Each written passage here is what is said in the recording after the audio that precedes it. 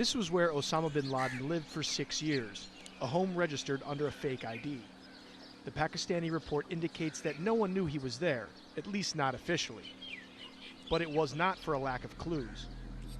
This is what the investigation found out. The al-Qaida leader hired 2 brothers to guard him and paid each 9,000 rupees a month. That's about $90 to the so-called Kuwaiti brothers, Ibrahim and Abrar, for guarding the world's most wanted. In 2005, just 2 months after bin Laden moved in, a massive earthquake struck. A local policeman tells the commission the compound walls collapsed. Bin Laden was exposed, but he still was not found. He lived with his 2 youngest wives for years. His eldest wife was escorted to Abbottabad just 3 months before the American raid.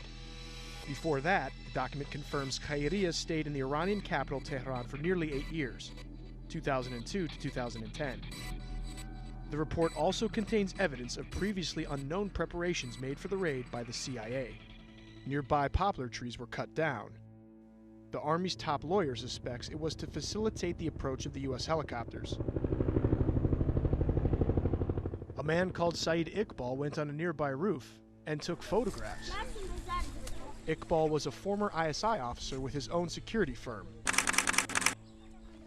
Pakistan's spy chief tells the commission his profile matched that of a CIA recruit. And since the raid, Iqbal tried to sell his property, and the report notes that he fled the country. The night of the raid takes on a new narrative, as told by Pakistani witnesses and bin Laden's wives. First, 4 to 5 vehicles are seen leaving the U.S. Embassy towards Abbottabad. The Army suggests they may have been CIA agents to assist the helicopters. U.S. choppers take off from Jalalabad Air Base in Afghanistan after 2,300 hours.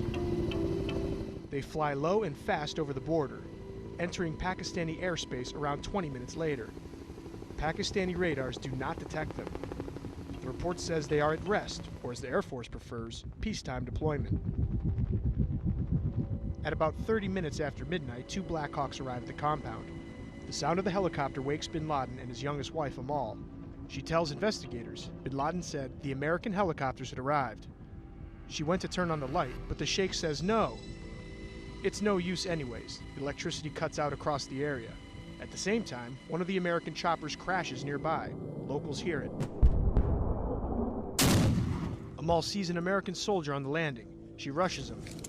But he screamed, "No, no," and shot her in the knee.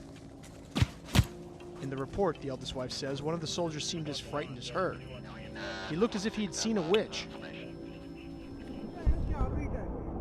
At 1:06 a.m., U.S. forces blow up the downed helicopter and leave. The document details how the Air Force only learns of the raid on television. At 2:07 a.m., the Army chief orders jets to shoot down the intruding helicopters.